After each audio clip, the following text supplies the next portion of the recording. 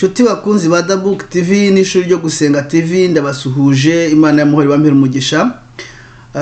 Turi kuwa gatandatu ku itariki 9 z'ukwa gatatu, turi saa 8:36 z'ijoro za mu gicuku. Nari mbyutse kugira ngo nsenge, numva nkwiriye kongera kubaganiriza. Hari ikiganiro nashatse gutegura mbere yuko njya kuryama kugira ngo nze kukibaganiriza. Numva nta ntege mfite zo gukomeza kukitegura, ariko numvise nkwiriye kukibaganiriza uko kimeze kose, kuko ntabwo ari ngombwa ko ngitegura ngo kize kiri detaye. Ibintu byinshi tubivuga ariko tugenda tubisubiramo, twaragiye tubivuga. N'uyu munsi rero ndagarutse kongera tuganire. Tugiye gukora ikiganiro gikomeye cyane, kiri mu biganiro bikomeye hari nakoze.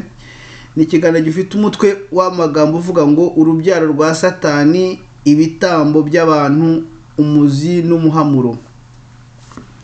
Urubyaro rwa Satani, ibitambo by'abantu, umuzi n'umuhamuro. Mbere yuko ninjira muri iki kiganiro, reka tubanze dusenge. Mana, tugushimiye yuko muri ibi bihe bya nyuma ari twe warobanuye kugira ngo tuvuge ibikomeye.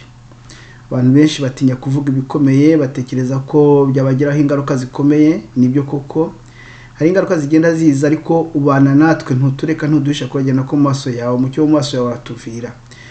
Baraturobanuriye rero kugira ngo tuvuge ibikomeye muri ibi bihe bya nyuma. Turagushimye rero kukomeje kubana natwe, turagushimye kukomeje kuduha ubwenge no kuduha imbaraga no gushira amanga, kandi umwuka waduhaye ntabwo ari ubwoba, ahubwo no gushira amanga. Dushize amanga rero tugiye kuvugira, turacecetse kugira ngo uganirize ubwoko bwawe, tubisabye mu izina rya Yesu Kristo, amen. Reka nsuhuze inshuti za Dabook TV aho ziri hose ku isi, n'inshuti z'ishuri ryo gusenga TV aho ziri hose ku isi. Ndanabashimira cyane kuko mumaze kugera mu 4990. Uyu munsi ndabinginga kugira ngo mumpe kado iruta iyindi. Kado iruta iyindi ni iyihe? Ni ukukwirakwiza kino kiganiro, cyane cyane ababyeyi babyaye, mukwirakwize kino kiganiro. Kandi umuntu utarasubscribinga, njya mbona ko ari igihe abantu bareba ibiganiro byanjye bakarenga 6,000 cyangwa 7,000. Umuntu ujya utarasubscribinga rwose subscribinge, cyangwa yandikishe kuri iyi channel ya Dabook TV. Ajya no ku ishuri ryo gusenga TV, ndibuze gushyira muri hasi link yayo kugira ngo nabwo iyandikishe, kuko turi kwiga ndetse turi kwigisha no gusenga, kandi tumaze kugera kure, tumaze kugera ku masomo 4. Ku ishuri ryo gusenga buriya ntabwo turibuze kuvuga ibintu byinshi cyane. Hari abavuga bati mwatwereje amazina, icyo cyigisho cyanditse. Jensiri nicyo ndi gushaka gutangira gukora kubyandika, ariko biradusaba kwiyorganiza neza n'uburyo. Ubwo nongere mbasabe mudusengere, kandi ndibuze gushyira PayPal hasi kugira ngo mudufashe no kubona ibitabo no kubona uburyo bwo kwandika, kugira ngo tubashe kujya tubagezaho cyane ku ishuri ryo gusenga tujye tubagezaho cyane ibyo tukwiriye kubagezaho, kugira ngo tubashe kwiga dusobanukirwe. Imana rero mahoro ibamere umugisha, nongere masuhuze kandi mukomere, turi ku rugamba. Ikiganiro cy'uno munsi kiravuga ku rubyaro rwa Satani, kiravuga ku bitambo by'abantu, kivuge umuzi n'umuhamuro. Ijambo ry'Imana riravuga muri Mariko ibice 4 umurongo wa 22, riravuga ngo kuko ari nta cyapfuritswe kitazagaragara, cyangwa icyahishwe kitazamenyekana. Imana ishimwe cyane. Kuko ari nta cyapfuritswe kitazagaragara, cyangwa icyahishwe kitazamenyekana. Imana ishimwe cyane. Hari ibintu navuga ko ari ibintu biri tabu no kuva, ni ibintu bisa nkaho bihishwe, ibintu abantu bavugira matama bakibaza biriya bintu bibaye n'ibiki.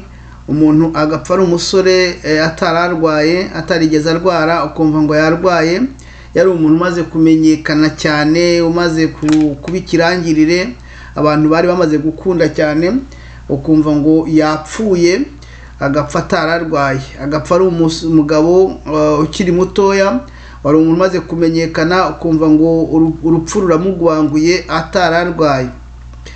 Abantu batangira kuvuga ku by'ibitambo. Abana benshi bari gupfa, bari kuvuka bagapfa bakicwa, cyangwa se bagapfa bamaze kuvuka igihe gitoya, cyangwa se bakaba barabitswe nk'urupfu ruzabica mu gihe tutazi, barabitswe nk'urupfu ruzabica mu gihe kitazwi binyuze muri rwa rukingo bagiye batera abana. Iby'inkingo ntabwo nongera kubisubiramo, ariko muribuka kuri The Book TV twavuze kudutabariza abana, tubereka inzira y'inzitane abana bari bagiye kunyuramo mu mwaka wa 2020 n'umwaka wa 2021. Hari ndibuze kongera kubashyiraho iyo nzira y'inzitane kuri thumbnail nyibereke, noneho murebe abantu bashobora gukora screenshot, bongera bayikorere screenshot, bayitegereze, barebe inzira y'inzitane abana cyane cyane batabasha kwivugira, batabasha kwifatira ibyemezo, bafatirwa ibyemezo n'ababyeyi babo bagiye gucamo, bamwe bakayigwamo hagasigara ngerere, n'abasigaye bakicwa mu buryo mu bwonko. Uyu munsi rero nkuko nababwiye turi buvuge ku rubyaro rwa Satani, tuvuge ku bitambo by'abantu, tuvuge ku muzi n'umuhamuro. Yavuze umuzi n'umuhamuro ni ugusobanura ibintu n'ibyari bihishwe tukabisobanura. Dufite ibitabo bibiri twaguze, hari ibitabo bibiri, hari igitabo kitwa le plus grand secret, ibanga rinini cyane kurenza yandi, le livre qui transformera le monde, igitabo kizahindura isi, cyanditswe n'umugabo witwa David Icke. Ni tom ya mbere, hakaba tom ya kabiri nanone yitwa le plus grand secret. Tom ya kabiri ibitabo biba byuzuzanya, birumvikana batazi by'ibitabo. Yavuze tom ya mbere ibibanza, tom ya kabiri kuzuza tom ya mbere. Le plus grand secret, ibanga rikomeye, le livre qui transformera le monde, igitabo kizahindura isi, cyanditswe na David Icke. Abatazi David Icke no uyu nguyu uri hano.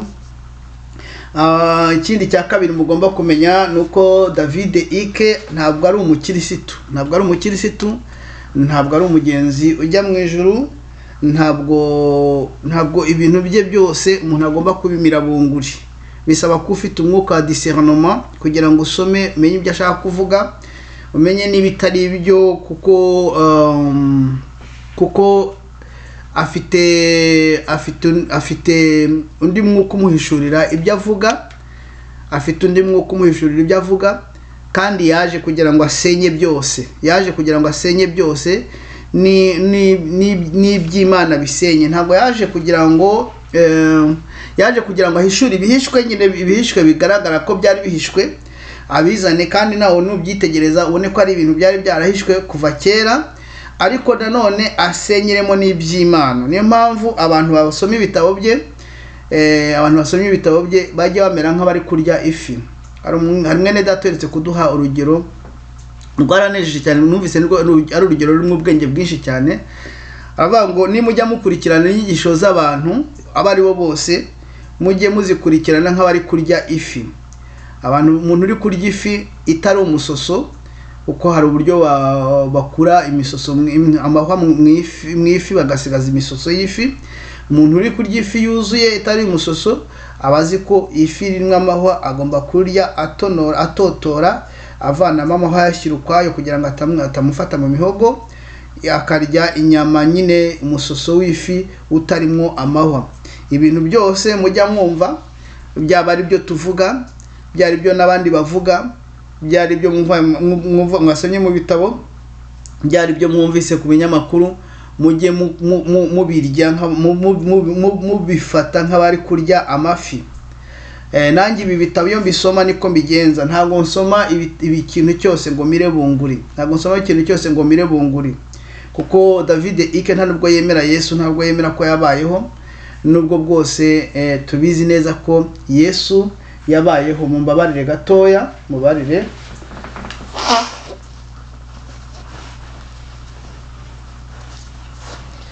David Icke ntabwo yemera ko Yesu yabayeho. Icyo nicyo cya mbere. Ntabwo yemera umusaraba wa Kristo. Ni icya kabiri. iyo yavuze ngo Yesu ntiyabayeho n'umusaraba ntabwo wemera ibintu byose bijyanye n'ijambo ry'Imana, yemeramwo bimwe ibindi akabihakana. Ubwo rero ukuvuga ngo bisaba yuko usoma ibitabo bye witonze cyane, hanyuma ukamenya ibyo ukwiriye kumenya, ibyo ukwiriye gufata n'ibyo udakwiriye gufata. Ntabwo ari ibitabo by'abana mu gakiza. Dukomeze. Uyu munsi rero ndabasomera kuri kimwe muri ibi bitabo.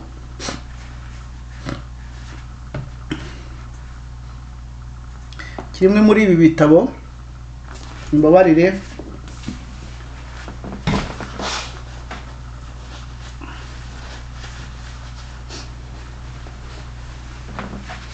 ndabasomera kuri kimwe muri ibi bitabo mbasobanura ku bijyanye n'ibitambo by'abantu biri gutambwa mu isi. Turabyemeranwaho rwose, abantu bose baba ari abasataniste, baba ari abantu bahishuriwe n'Imana, barabizi rwose ko hari ibitambo by'abantu guhera ku bana bato kugeza ku bakuru biri gutambwa mu isi. Ibyo bitambo by'abantu, uwo muhango wo gutamba ibitambo by'abantu ugamije iki? Icya mbere kibanze ugamije ni uguhakana no guhindura ubusa igitambo cya Yesu Kristo ku musaraba. Cyane cyane ko Imana batambira ibitambo by'abantu atari Imana yo mu ijuru. Igitambo cya Yesu Kristo ku musaraba aricyo gitambo kiruta ibindi, igitambo cyakuyeho ibindi bitambo. Hari indirimbo twajyaga turirimba ngo wakuyeho batambyi agakura w'ibitambo akaduha umwuka wera, niwe waduhaye ubasha bwo gusenga. Haleluya. Wakuyeho abatambyi agakuraho ibitambo akaduha umwuka wera, niwe waduhaye ubasha bwo gusenga. Yesu Kristo amaze kwitamba ku musaraba nk'igitambo kizima cyera kandi gishimwa n'Imana, kimwe kizima kandi cyera gishimwa n'Imana, yakuyeho ibitambo akuraho abatambyi aduha n'umwuka wera. Imana ishimwe cyane. Umwuka wera niwe udusobanurira ibintu byose ibyasize atatubwiye. Gutamba rero ibitambo by'abantu, gutamba ibitambo by'abantu, icyambere gikomeye ni uguhindura ubusa igitambo cya Yesu Kristo ku musaraba. Kandi cyane cyane nuko ntabwo ari Imana imwe ibyo bitambo, igitambo cya Yesu Kristo cyahawe Imana Data. Ibitambo batamba bakabitamba by'abantu babiha Satani biciye mu kigirwamana cyitwa Bayali na Moleki. Uyu mugabo rero yandika, ndibuze kubasomeraho gatoya, yaravuze ngo imihango yo gutamba ibitambo by'abantu ikomoka i Babuloni, mu moko y'abantu bita Abasumeriyeni, Abafenisiyene, Abahite, Abanyayegiputa, Abanyakanani, Abanyakadi n'andi moko yagiye yinjirwa n'iyi miryango binyuze cyane cyane mu gushakana. N'andi moko yagiye yinjirirwa cyane n'iyi miryango binyuze cyane cyane mu gushakana. Hari n'ubundi buryo bagiye binjirira ino miryango bakazana abantu babo bavuye muri ayo moko, bakaba ari bashyira mu bintu byo hejuru. Ndetse nagira ngo mbabwire rwose ndashidikanya yuko abo bantu hamwe n'abandi babo barahije bakabakoreraho imihango yo kubinjiza mu framaso, ibyo bita la fraternité. Nibo bayoboye n'amadini akomeye, n'ayo mutakekaga, abo mwabonaga mwakoranye nabo, mwaririmbanye nabo, mwasenganye nabo, mwarabashyingije, abo mwabonaga ari abantu basanzwe, igihe cyarageze babajyana ahandi hantu, babahindura abandi bantu badasanzwe, barabazana, barabarahiza, babashyira muri fraternité cyangwa se mu buvandimwe bw'abo bantu, bw'ubwo bwoko bw'abantu yise David Icke yise urubyaro rwa Satani.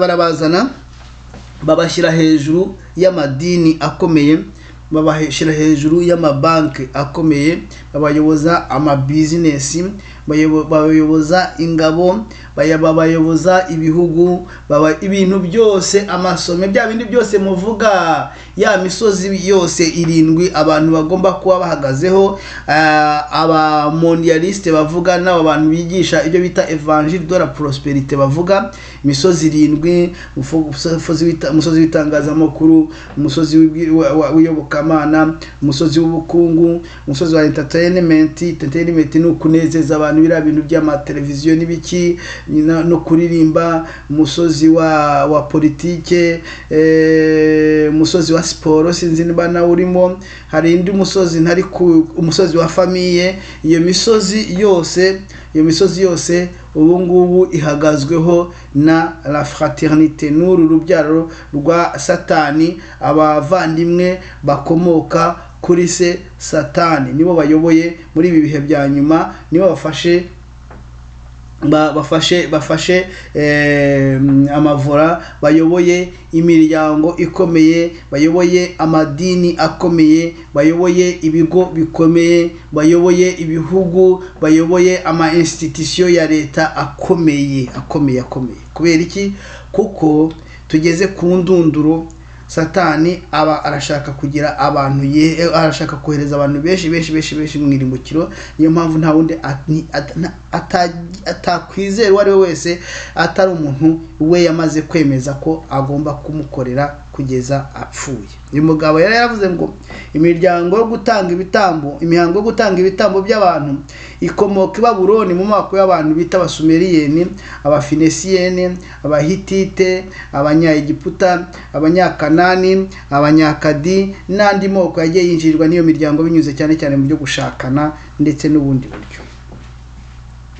Ayo moko rero afata amaraso y'abantu nk'ikintu nka substance iba mu Kinyarwanda sinzi ukuntu twita substance, ikintu cyose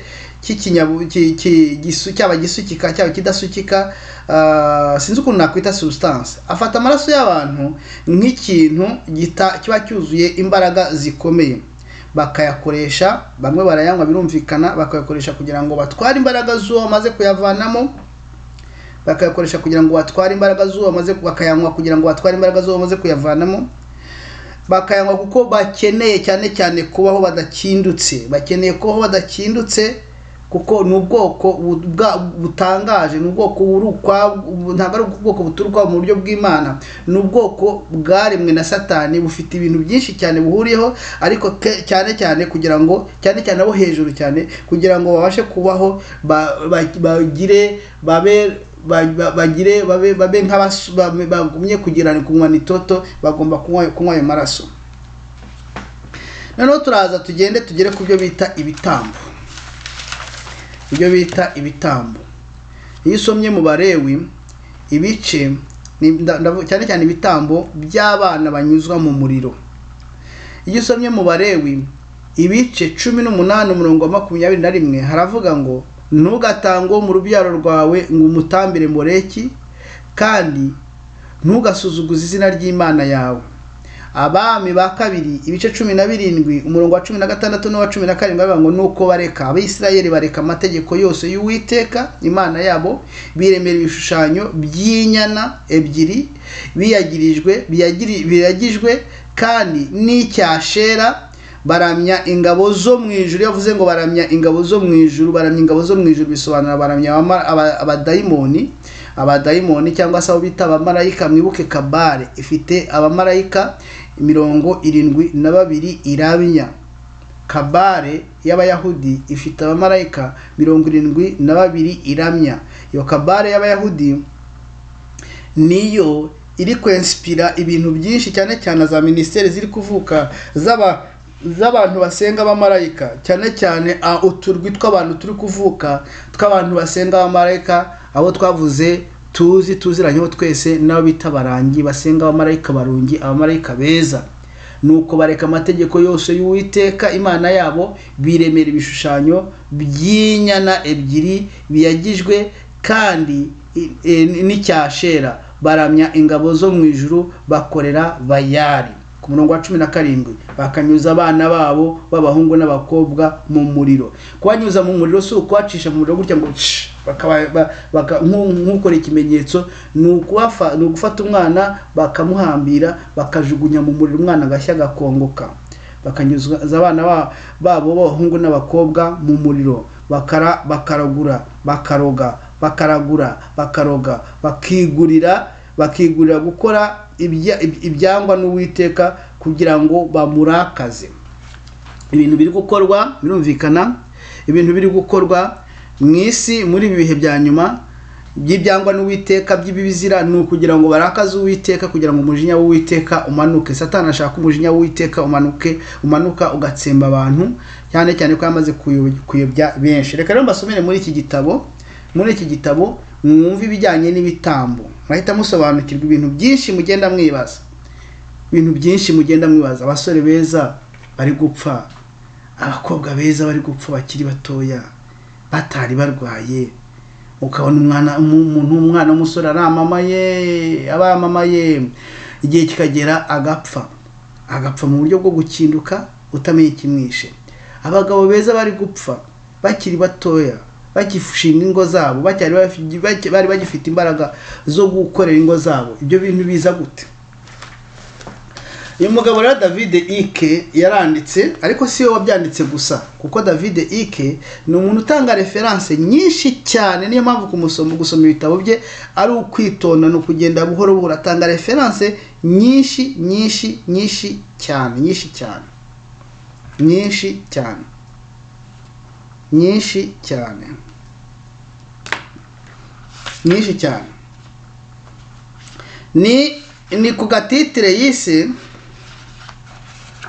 Ni ku gatitire yise Les enfants de Satan, abana ba Satani.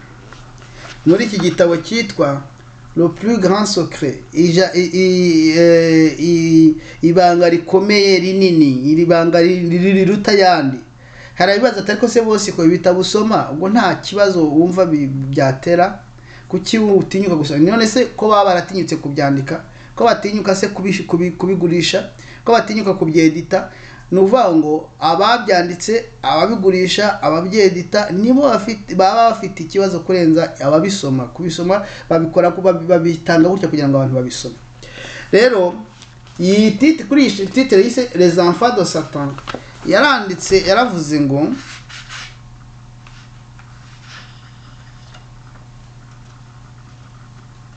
wenda reka nsome ka kantu kabanza.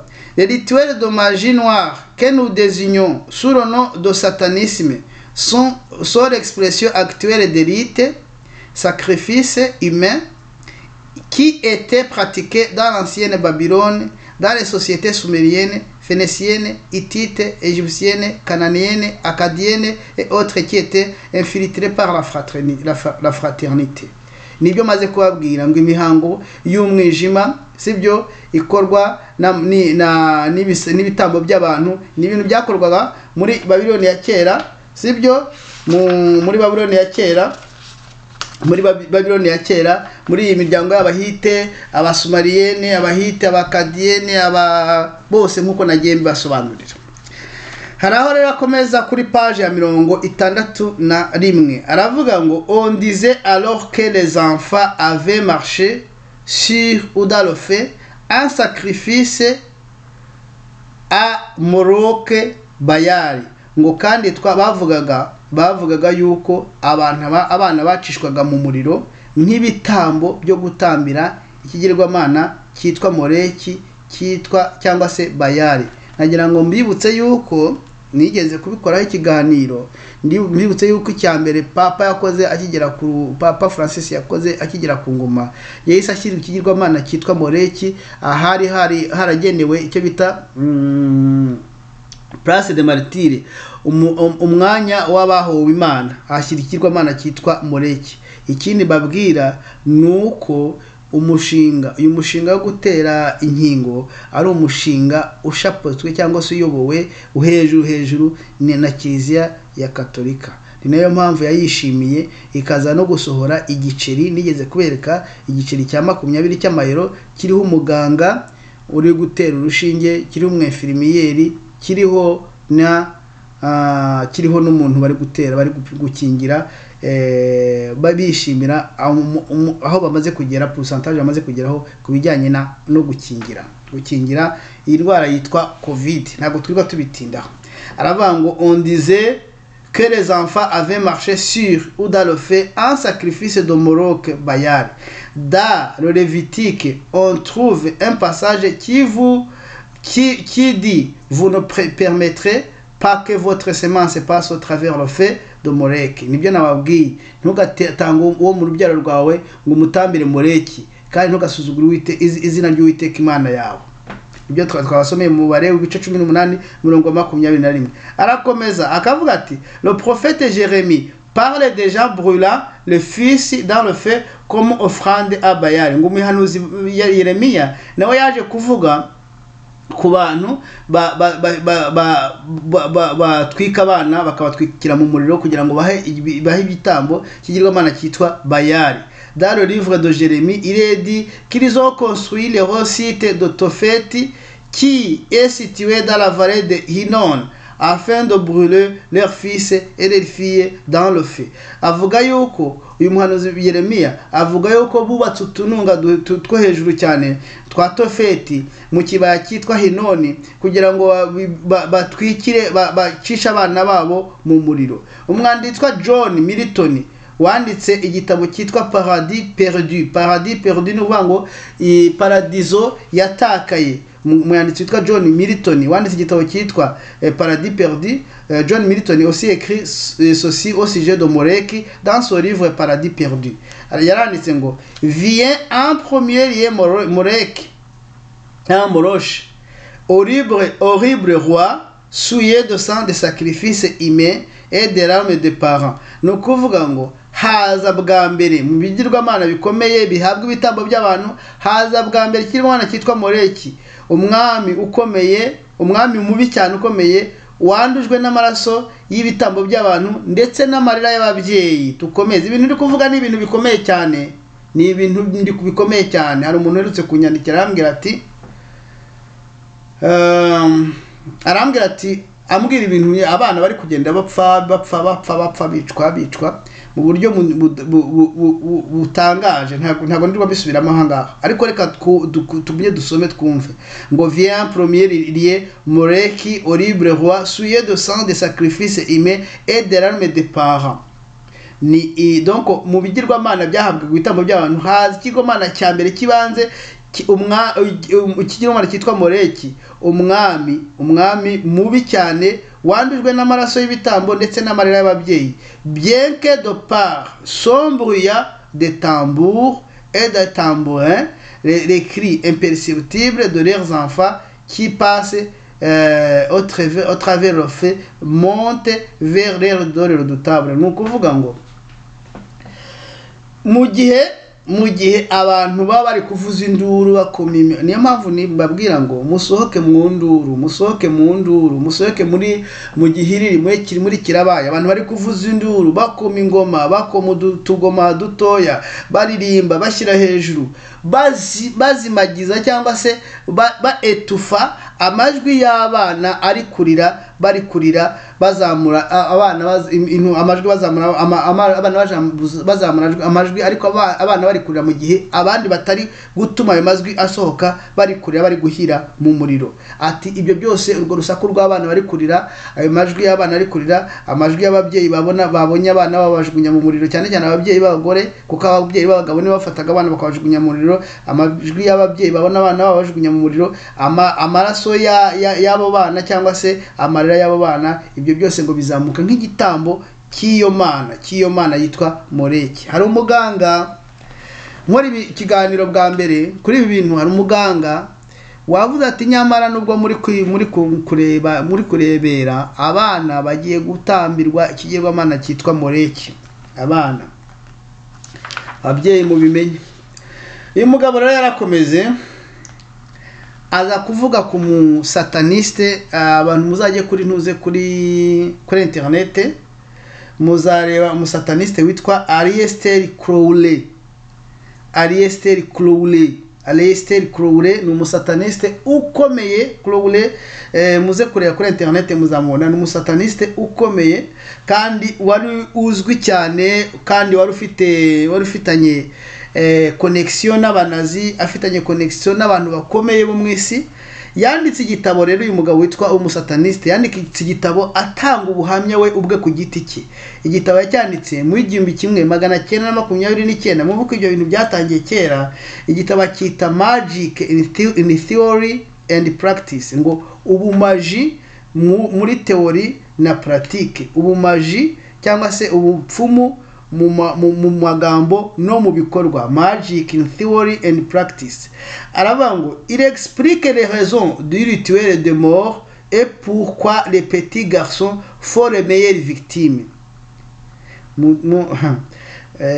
Ibintu bigiye kuzaba mu bihe bizabaza narababwiye, ni ibintu bikomeye cyane. Yagira ngo mbabwire ngo abagore mutangire gusenga, abakobwa mutangire gusenga, ababyeyi mutangire gusenga, kuko mu bihe bizaza ku isi hazasigara abagore benshi cyane, abakobwa benshi cyane, abagabo barapfuye barashize kubera ibi bigirwamana bya Moleki bishaka amaraso y'abasore, bishaka amaraso y'abagabo, bishaka amaraso y'abahungu batoya.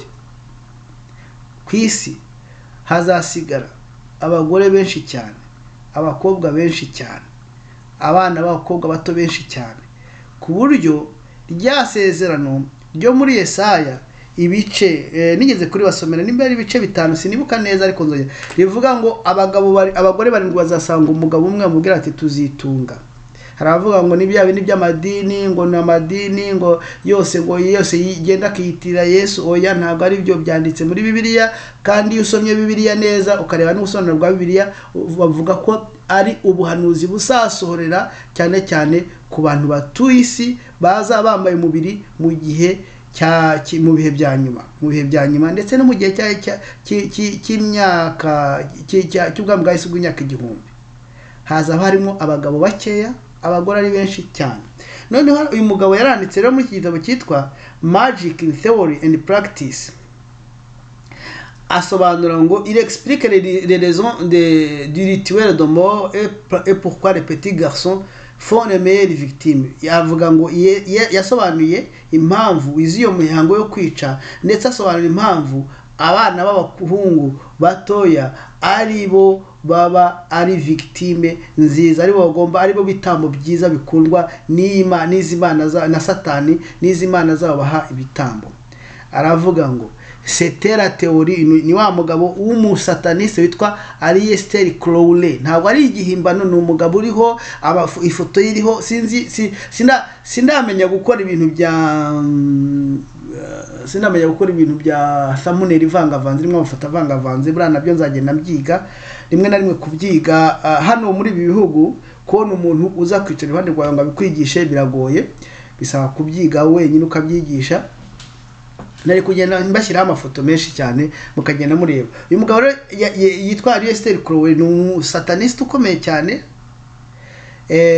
Yarari gusobanura avuga ngo c'était la théorie des anciens magiciens que tout être vivant est une réserve d'énergie variant en quantité selon la dimension et l'état de santé de l'animal et en qualité selon son caractère mental et moral.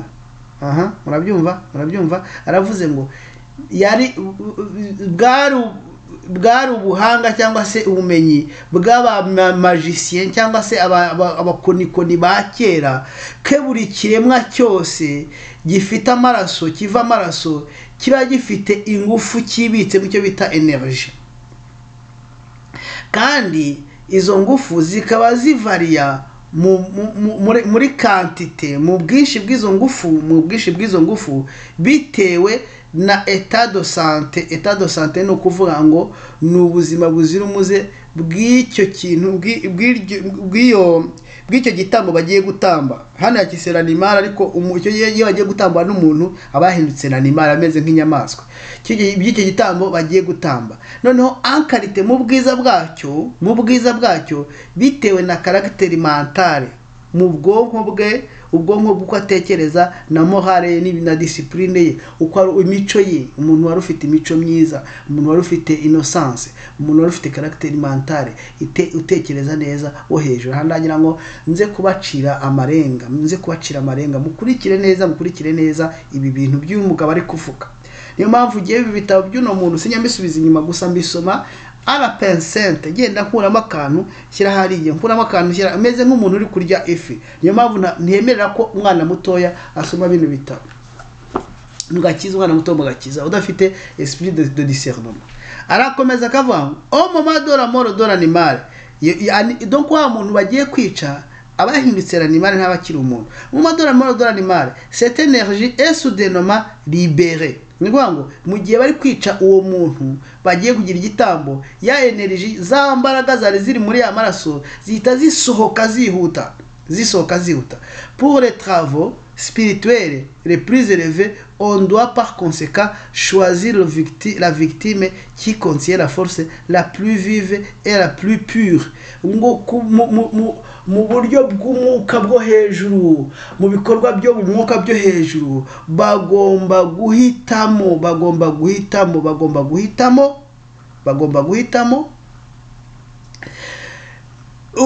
igitambo gifite imbaraga nyinshi kurenza ibindi, kandi imbaraga zitavangiye. Ahangaha ntihagiye gusobanura neza noneho ukuntu ibyo bitambo icyo gitambo kiba kimeze. Un enfant mâle, umwana w'umuhungu, parfaitement innocent, utagira icyaha, parfaitement innocent, hautement intelligent, umunyabwenge cyane kurenza abandi, et la victime la plus satisfaisante et la plus appropriée. Umwana w'umuhungu uri w'inyangamugayo, parfaitement innocent, hautement intelligent, wo hejuru, ufite ubwenge bwo hejuru cyane, et la victime la plus satisfaisante et la plus appropriée.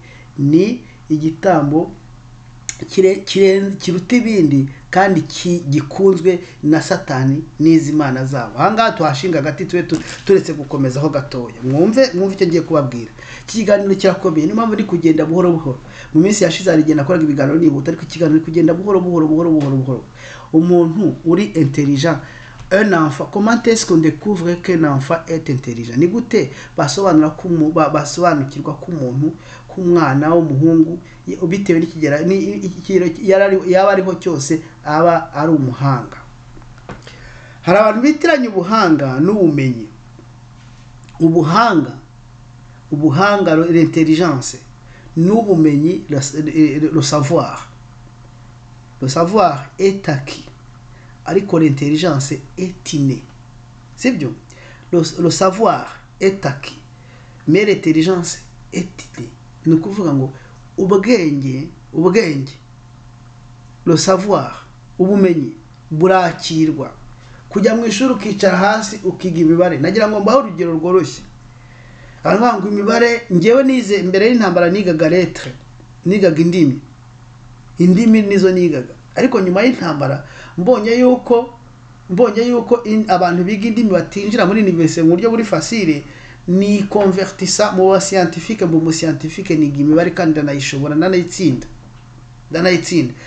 Byose biterwa n'igihe wahaye na commitment wahaye ibyo bintu.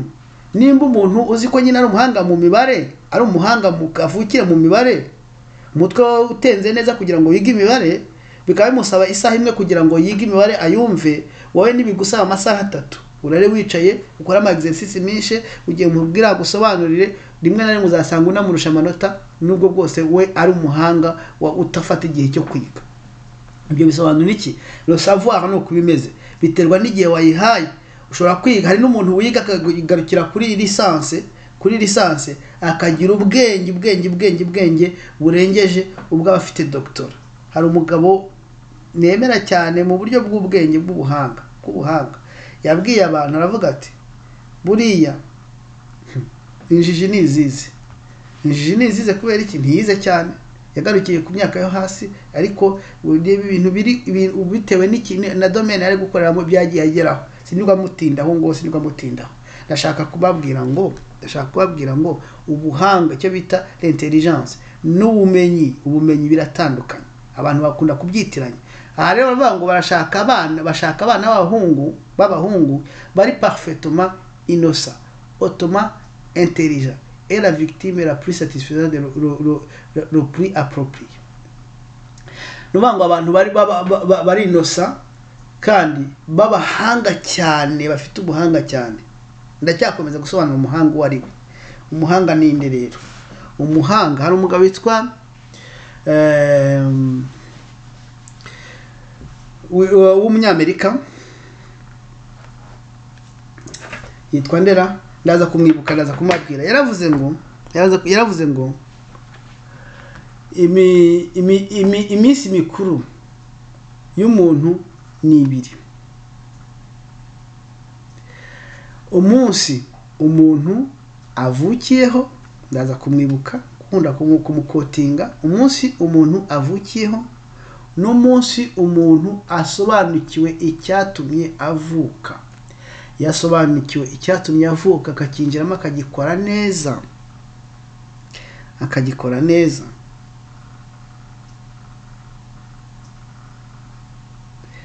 aba ari we muhanga wa mbere donc isi yaba yarakereye.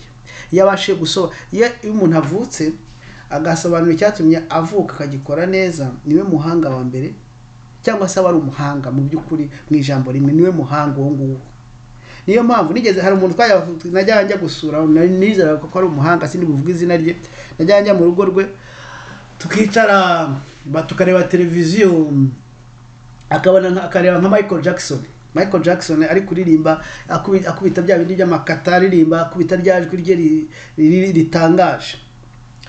Akavuga ngo kandi bariya ngo barananiwe kwiga. Kandi bariya barananiwe kwiga. Naho ngaho abantu bize cyane bafite ikibazo gikomeye cyo kutabasha gusobanukirwa icyo bita ubuhanga n'ubumenyi.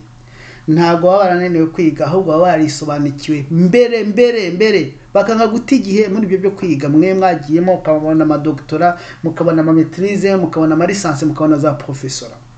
Bo baba donc aba yaravutse, yamara kuvuka akishaka. Hari ijambo nsigaye nkunda cyane rivuga ngo runaka arisobanukiwe, akisobanukirwa akamenya icyatumye avuka, agahita akinjiramo atiri batigiye.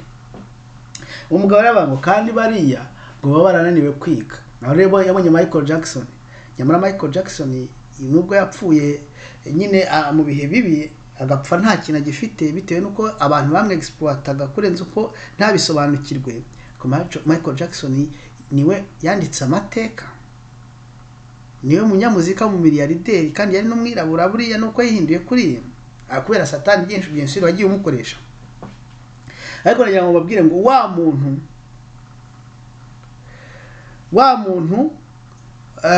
yitwa wa mugabo namwitse, yitwa Mark Twain. Mark Twain ni wanditse, n'umunyamerika, yanditse ngo iminsi mikuru y'umuntu ni 2: umunsi avukiyeho n'umunsi asobanukiwe icyatumye avuka. Ngiye kubaho urugero, hagira umuntu ntera amabuye, hagize umuntu uhagarara aha ngaha akambwira ko Kizito icyatumye avuka ari ikindi kitari kuririmba, nahita numirwa. Uko Kizito yararirimbaga, hari indirimbo nigeze kumva aririmba, mpita nsesura umeza, kuko n'umuntu asesura umeza, ku mubiri wawe ukamera nk'uw'inkoko bamaze gupfura. Tibyo amagambo yashyiragamo, uburyo yaririmbaga, uburyo yantonaga, uburyo yinjiraga mu ndirimbo.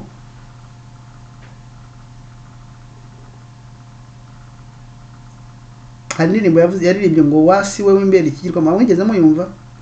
Wasi we w'imbere ikigirwamana, wasi we mvimbere naragutahuye, wihishe mu mubisha ushaka jyewe umwana w'Imana. Mwumvise amagambo yavugaga? hagize umuntu uhagarara ahangaha akambwira ngo Kizito yari yaravukiye ikindi kitari kuririmba, ubwo nahita mvuga ndumiwe. Ariko ni ukuvuga ngo umunyabwenge rero ni umuki. Umunyabwenge ni umuntu umenya inzira ze hakiri kare, umenya icyo yavukiye hakiri kare, akakinjiramo kandi akagikora neza. Mwene uwo nguwo niyo bita umunyabwenge. Abo rero niyo mpamvu niyo bicwa cyane, niyo batangwaho ibitambo. Niyo mpamvu mwagiye mubona abanyamuzika bari gupfa benshi, abakinnyi b'amafilime. Hari umugabo wigeze gupfa witwa Ntuze Kanumbe, irindi gihe yitwa ndera Steven Kanumbe. Ninde wigeze bareba uriya amafilime ya Steven Kanumbe? Uriya mugabo ninde ushobora kumbwira ngo ntigeze avukira gukina amafilime? Steven Kanumbe, sibyo? Hari abantu benshi cyane ibi bigirwamana byabo cyangwa satani abantu yemera cyangwa se ibitambo yemera ni ibitambo by'abana b'abahungu bari innocent, uretse ko n'abakobwa basigaye bajyamo. Ni ibitambo by'abana b'abahungu bari innocent, bari hautement intelligent, bafite ubuhanga bwo hejuru. Niba ngo barisobanukiwe ibyo bagomba gukora byinjiramo neza kandi babikora neza mu gihe gitoya. Abo ngabo nibo batambwaho ibitambo. Dukomeze. Crowley rero yarakomeje aravuga ngo Crowley ajoute que selon les notes du sataniste Fratelli Perurabo, il aurait accompli un tel sacrifice 150 fois chaque année. Uyu Crowley, umusataniste Crowley, yakoraga ibyo bitambo kandi ntabwo yabyikoreraga we ku giti cye. Ntabwo yabyikoreraga we ku giti cye. Ntabwo yabyikoreraga ku giti cye uyu musataniste. Ni nka kwa kundi ku musozi haba hari umuntu w'umuhanga, twe twari tumufite, nenge kuvuga amazina ye, uzi kubaga ingurube. Bakavuga bati nimba hari umuntu, nimba mushaka kubagisha ingurube muhamagare runaka. Abandi bose nta muntu utinyuka kubaga ingurube kuko kwereka ingurube iri danger kuba wayica. We uwo mugabo akabaza ukuntu yayikubita akayica. Ni uyu rero Crowley niwe wari umuntu wazobereye mu gukora izi rituwele, iyi mihango yo kwica, yo gutamba ibitambo, ariko abitambira abandi. Wumvise abantu bari baziranye nabo bita ba Winston Churchill, banazi n'abandi bo hejuru. Abantu niyo bajyaga kumushaka, muraza kumenya impamvu yarentushable. Abo bantu niyo bajyaga kumushaka kugira ngo atambe ibitambo. Hari umuntu uherutse guca kuri televiziyo, nimba ari televiziyo na sketch nabonye, aravuga ngo ngewe ndica buri saa 12 umuntu arapfa. Abantu bagize ngo ari gukina filime, ariko nta muntu ukina filime yambaye afite microphone. Ibyo ari kuvuga wasanga ari umuganugana kariho. Two kurenza aho ngaho dukomeza. Uyu Crowley, uyu mwanditsi avuga ngo Crowley ajoute que selon les notes du sataniste Fratelli Perurabo, il aurait accompli un tel sacrifice 150 fois chaque année entre 1912 jusqu'à 1928.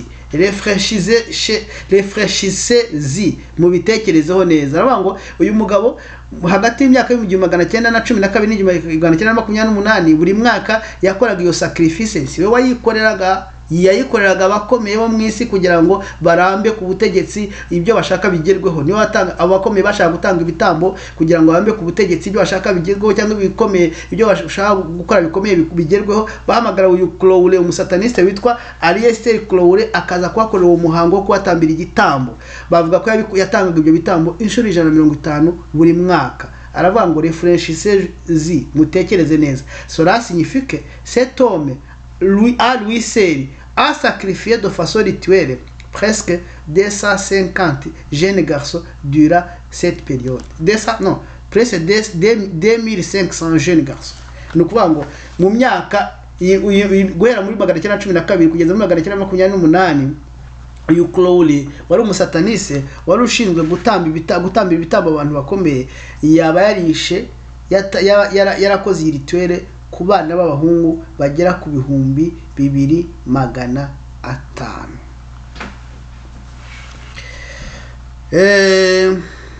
Mu kurangiza kino kiganiro nagira ngo babwire ngo hari ibitambo biri by'umwihariko,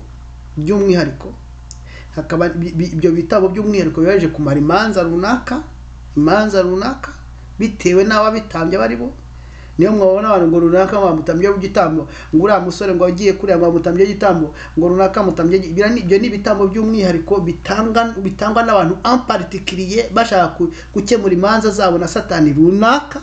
Akaba n'ibitambo muri masse bitangwa ni systeme y'abasataniste iyoboye isi, bashaka ko ntuze ubutegetsi bwabo bukomera kandi bihutisha kugaruka kwa kuza k'umwami wabo ugiye kuza ari we bita Antikristo.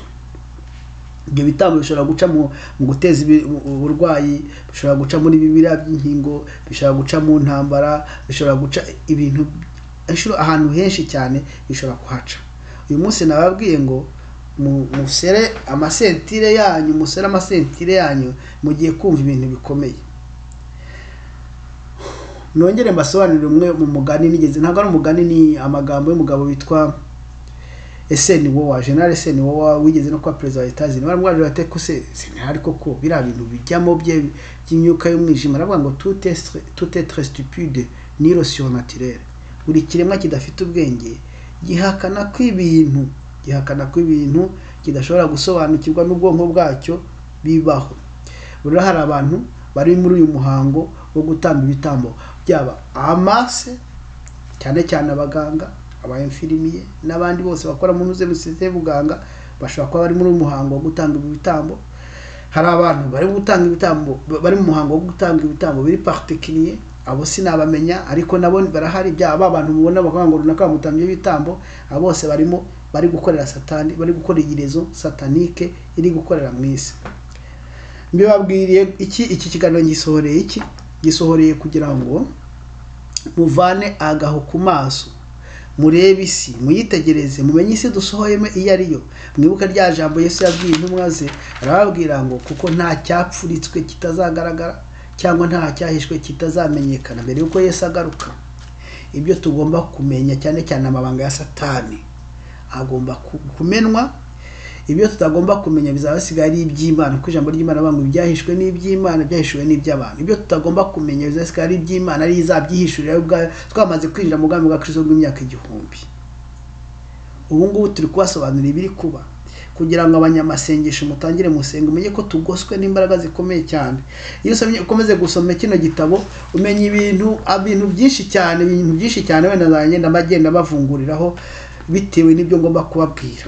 Ariko nongere mbasabe mu subscribing kuri iyi channel, kandi mujye mudusengera. Twagiye kumugaragaro kugira ngo tumenye amabanga ya satani. Ikindi cya kabiri, mudutera inkunga kubw'ibi bitabo tubigura amafaranga. Nibuze gushyira PayPal hasi. Hari ibitabo ntarabona kugira ngo ntangire cya kiganiro cyitwa ukuri kw'ijambo. Hari ibitabo ntarabona, nabonye bintwara amafaranga menshi bijyagera muri 240. Ntabwo ari byiza ko uyu murimo mwiteruza jyenyine, ntabwo ari byiza ko mwiteruza jyenyine. Byibura musobanukiwe, nk'ubu ngubu musobanukiwe ibyo mutari muzi gusoma, mutabasha gusobanukirwa, mukamenya neza ko hari umuhango wo gutamba ibitambo, cyane cyane abana babatambira ikigomana cyitwa Moleki mu buryo bw'ibanga mutamenya, mu buryo bufuritse mutamenya, bakoresheje bya bindi byose mwagiye mubona, kandi kiriyo zo mpamvu muzajya mubona abana b'abahungu nibo bari gukinduka ari benshi, kubera uko baba barabitenze. Rero ndabashimiye, Imana y'amahoro ibamere umugisha, kandi mukomere, turi ku rugamba. Mukomeze gusenga mu buryo bwose bwo gusenga, musengera n'abera bose, kugira ngo tuzabashe kurokoka uyu mugambi mubisha satani yazamuye. Reka dusenge. Imana turagushimye, turaguhimbaje, tugushimiye ukomeje kubana natwe, turi mu bihe bya nyuma, mu bihe bikomeye. Turagusabye rwose ngo uduhagarareho, nk'uko Dawidi yakubwiye, utwikire imitwe yacu ku minsi y'intambara zacu, kugira ngo tutabasha kuraswa mu mutwe satani akatukindura akatwica. Kandi uduhe kwambara intwaro zose z'Imana kugira ngo duhagarare tudatsindwa n'uburiganya bwa satani. Kunya kudufasha, kandi ubwenge bwacu ubukoreho kugira ngo dusobanukirwe byinshi byihishwe, kuko wavuze ko nta cyihishwe kitazahishurwa, nta cyapfuritse kitazajya hagaragara, kandi nta wundi uzagihishurwa, ni twebwe tuzagihishurirwa tumurikiwe n'umwuka wawe wera. Ngaho bana natwe umugisha tubeho cyane, tuzeye mu izina rya Yesu Kristo. Amen.